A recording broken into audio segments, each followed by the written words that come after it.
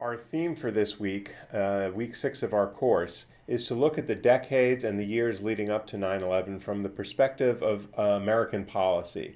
And how did America perceive this growing threat of Al Qaeda? How did we act towards it, or what actions did we fail to take to prevent what occurred? The specific focus of this lecture, America, the Middle East, and Terrorism in the decades before 9/11, is to look at the early 80s and 90s and look at how American presidents, especially Carter, Reagan, and the first President Bush, dealt with Middle East policy, and how did the actions that they took lead into a much more active period of terrorism, dealing with terrorism for President Clinton in the late 1990s. We're going to look at this from two perspectives, a liberal and a neoconservative. Let me first talk about the neoconservatives, represented here by Commentary Magazine. The neoconservatives are a group of former Democrats who were aligned with the kind of anti-communism and Cold War strength from the tradition of Roosevelt, Truman, John F. Kennedy, but became disillusioned with the Democratic Party because of the anti-war movement in opposition to the Vietnam War. And it started really as a critique of the anti-war and the Democrats' move to the left on foreign policy, at least this group believed.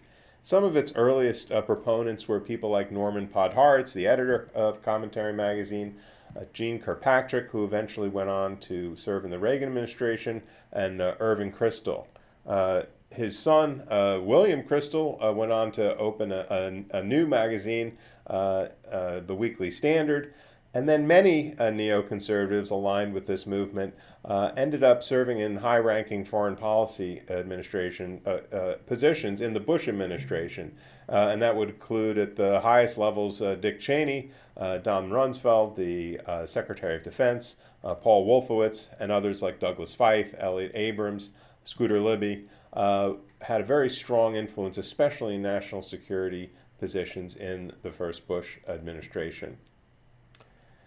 Now, if we could generalize, I think what the neoconservative view was that there was a variety of threats arising from the Middle East that threaten the United States' interests and values, whether it be the totalitarian ideologies and parties, dictatorships of people like Saddam Hussein, Assad in Syria, Gaddafi in Libya, the Islamic revolution and theocracy in Iran, led by the Ayatollah Khomeini, the revolutionary nationalism of the Palestinian Yasser Arafat, or terrorist organizations ultimately developing with Al Qaeda and Osama bin Laden. The neocons argue that there was a growing threat emanating from this amalgamation of sources, but all of them coming from the Middle East. And they were manifesting themselves in a variety of ways in a variety of incidents, and their concern was that America was not strongly responding to show its strength and to try to halt the development of these threats. First instance, of course, the hostage crisis in Iran that spanned for well over a year and paralyzed United States foreign policy at the end of the Carter administration. The crisis ended, but Iran was not penalized or made to pay a price for these activities.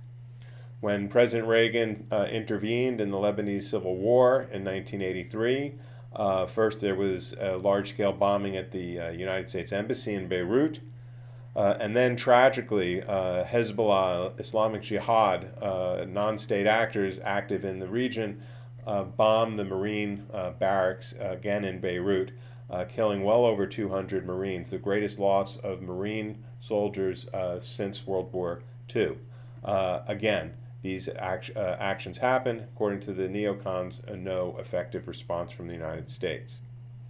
There were a series of things like hijackings, killing of embassy personnel, again, not responded to. This photo represents the hijacking of TWA Flight 847, in which a U.S.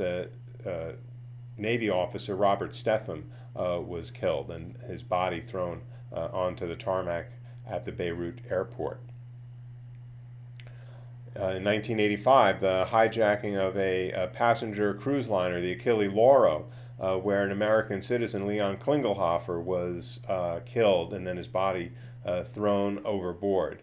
Again, no serious response. In 1985, a bombing of a discotheque in West Berlin, this time suspected to be the work of the Libyan dictator Muammar Gaddafi. And this was a discotheque often frequented by U.S. service members in Berlin, and many were killed in the attack. This motivated President Reagan to respond, and he targeted Gaddafi's compound in Tripoli, unsuccessful in an effort to try to attack him. But this was one of the first vigorous responses in the Middle East to these acts of terrorism.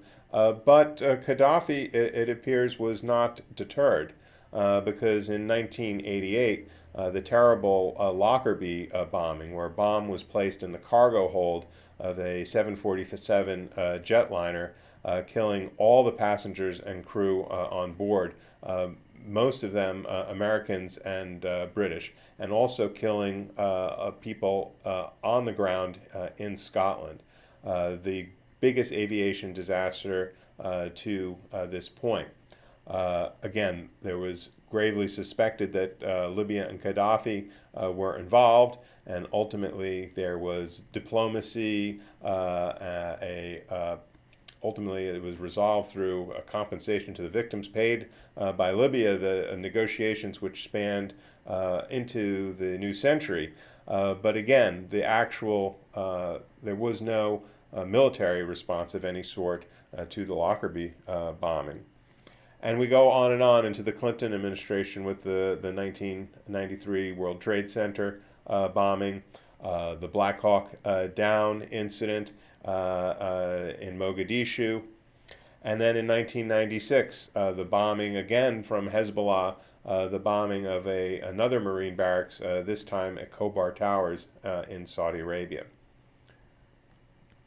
So the neocons were looked at this history of a growing radicalism and growing violence directed at American interests over the course of over a decade, and they saw this as what Samuel Huntington coined in a famous article in 1992 as a clash of civilizations.